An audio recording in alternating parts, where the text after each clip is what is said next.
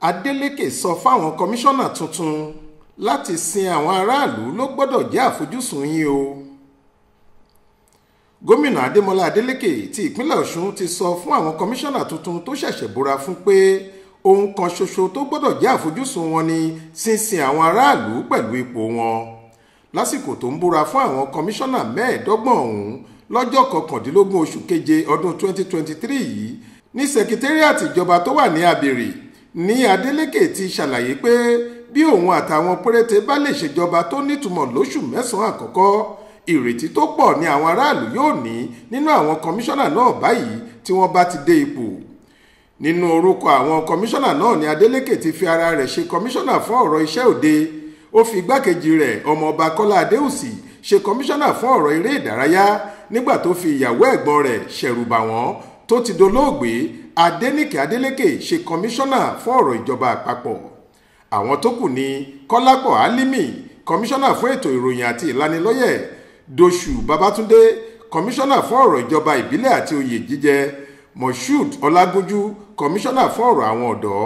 Sọjí Ajé Ìgbé ni kọmíṣánná ọ̀rọ̀ ìjọba àti àlàkalẹ̀ ètò,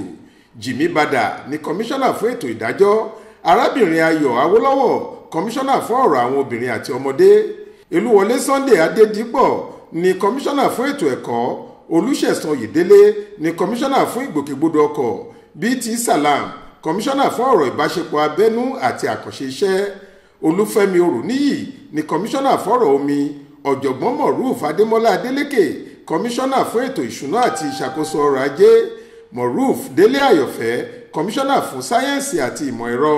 Bùnmi Jẹ́nyọ̀ kọmíṣánná fún okòwò àti ilé-iṣẹ́, Ṣọlá Ògúngbélé kọmíṣánná fún ètò ìṣúná, Tọ́lá Fáṣẹ̀rú fún ètò ọ̀gbìn, Bàrísítà Jọlá Akíntọ́lá ni kọmíṣánná fún ètò ìlera, Máyọ̀wá Adéjọ́rìn ni kọmíṣánná fún àyíká àti ìmọ́tótó, Festus Adéyẹmọ kọmíṣánná fún agbára ìyẹn energy, Adéríbigbé Rasheed kọmíṣánná fún ìṣàkóso inú ilé ìyẹn home affairs. Àwọn tó kù ni Òjó Fàfà Abíọ́dún kọmíṣánná fún ọ̀rọ̀ àṣà àti ibùdó ìgbafẹ́, Ganiu Ọláolúwa kọmíṣánná fún ìdàgbàsókè ìgbèríko àti ọ̀rọ̀ agbègbè, George Alabi kọmíṣánná fún ọ̀rọ̀ ilẹ̀ àti ààtò àyíká,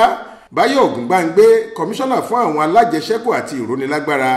Bíyì Ọdúnládé sì ní kọmíṣánná fún ọ̀rọ̀ òṣèlú àti ìbáṣepọ̀ láàrin àwọn ẹgbẹ́ òṣèlú. Florence Babaṣọlá ló ṣàkójọ ìròyìn yìí fún iléeṣẹ́ tẹlifíṣàn Aláròyé online. Faith Adébọ́lá ló kà á sétí ìgbọ́ yín.